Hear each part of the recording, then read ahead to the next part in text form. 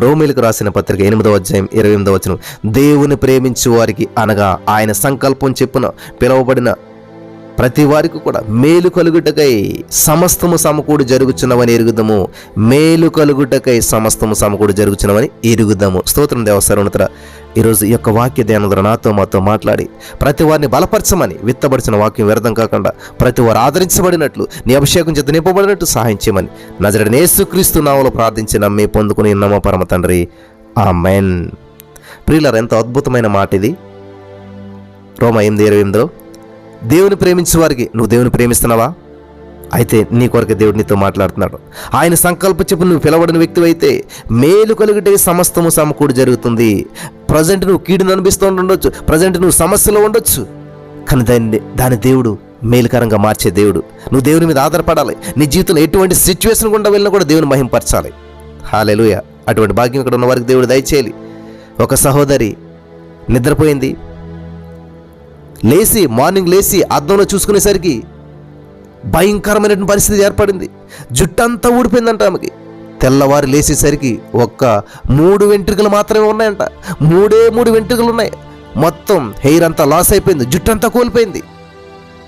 అద్దంలో చూసుకుంది.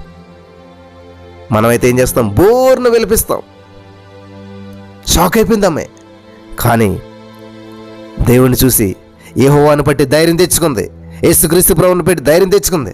దేవా నీకు వందనాలు, ఏమి జరిగినా నీకే మహిమ యేసయ్యా. నాకు కనీసం ఈ 3 వెంట్రుకలన్నా ఉన్నాయి కాబట్టి నేను 3 పాయలు తీసుకుని జడ వేసుకుంటానని చెప్పి 3 వెంట్రుకలతో 3 పాయలు చేసి జడ వేసుకుందంట ఆవిడ. దేవునికి స్తోత్రం కలుగును గాక. హల్లెలూయా. మరలా నిద్రపోయింది. నెక్స్ట్ డే మార్నింగ్ లేచేసరికి 2 వెంట్రుకలు ఉన్నాయంట.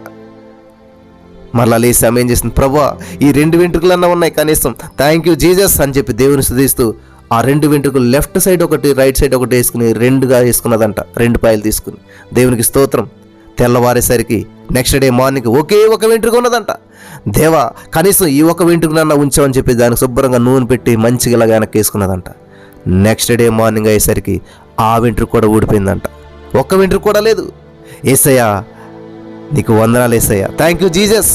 ఇక నాకు ఏ షాంపూలు అవసరం లేకుండా, ఏ విధమైన ఆయిల్స్ అవసరం లేకుండా, ఏ బాధ లేకుండా, ఏ సమస్య లేకుండా నాకు చేసినందుకు నీకు వందనాలు దేవా అని చెప్పి ఒక్క వెంట్రుక కూడా లేకపోయినా కూడా దేవుని స్తుతించడం, దేవుని మహింపరచడం మొదలుపెట్టిందంట. హల్లెలూయా. దేవునికి స్తోత్రం కలుగును గాక. ప్రియులరా, ఏ పరిస్థితిలో ఉన్నా కూడా దేవుని స్తుతించాలి. ఈ రోజున మనం 2-3గా ప్రారంభించబడి ఇదిగో ఆల్మోస్ట్ 268, అంటే మొత్తం కాన్ఫరెన్స్ అన్ని కలిపి ఒక 270 మంది అవ్వమంటే నిజంగా దేవుని 2 దేవుని స్తుతించాలి, 3 దేవుని స్తుతించాలి. కొన్ని వందల వేల మంది ఉన్న కూడా దేవుని స్తుతించగలగాలి. ఇంతవరకు దేవుడు హెచ్చింపును మనకి ఇచ్చాడు. దేవునికి స్తోత్రం కలుగును గాక. హల్లెలూయా. కాబట్టి నీ పరిస్థితి ఎలాగున్నా సరే దేవుని స్తుతించాలి. శద్రక మేషక అబేద్నెగో వారు కేవలం 13-14 సంవత్సరాల వయసు మాత్రమే ఉంటుంది వాళ్ళకి. ఆ వయసులో ఏమంటున్నారు తెలుసా?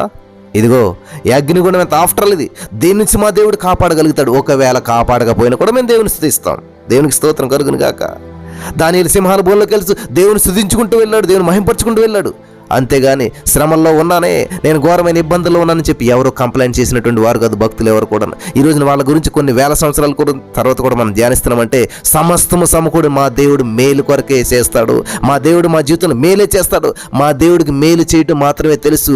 మా దేవుడు కీడుని మేలుగా మార్చేటువంటి వాడు. ఈ రోజున మేము అప్పుల్లో ఉన్నాం, అనారోగ్యంలో ఉన్నాం, సమస్యలో ఉన్నాం, మానసిక ఒత్తిడిలో ఉన్నాం, కృంగిపోయిన పరిస్థితిలో ఉన్నాం, ఊహించిన పరిణామాలు మాకు ఎదురైపోయి. కానీ మా దేవుడు మమ్మల్ని విడిపిస్తాడు, మమ్మల్ని గొప్ప చేస్తాడు. ఇది మా గమ్యం కాదు.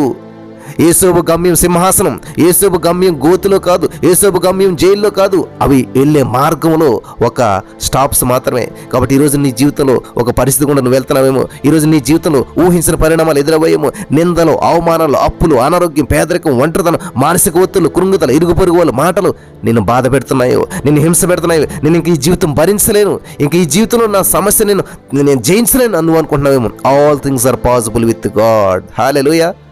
ఎలాగంటే శక్తి చేత కాదు, బలం చేత కాదు, కానీ దేవుని ఆత్మతో ఇది సాధ్యమవుతుందంట. కాబట్టి పౌలు గారు అన్నట్లు నేను క్రీస్తు ద్వారా సమస్తం నేను సాధించగలుగుతాను అంటున్నాడు. కాబట్టి మీరు దేవుని మీద ఆధారపడినట్లయితే దేవుని వైపు చూడండి. దయచేసి ఎప్పుడు సమస్య వైపు చూడొద్దు, మీకున్న నింద వైపు చూడొద్దు, మీకున్నటువంటి ఎవరు ఏమనుకున్నా సరే వాటి వైపు చూడొద్దు, పట్టించుకోవద్దు. అసలే గురి గమ్యం దేవుడై ఉండాలి మనకి. హల్లెలూయా. విశ్వాసకర్త అయినటువంటి దేవుని వైపు చూస్తూ ఓపికతో నిందను అవమానాన్ని నిర్లక్ష్యం చేస్తూ మనం ముందుకెళ్తున్నప్పుడు దేవుడు ఊహించని రీతిలో మనం హెచ్చిస్తాడు. నమ్ముతున్నారా?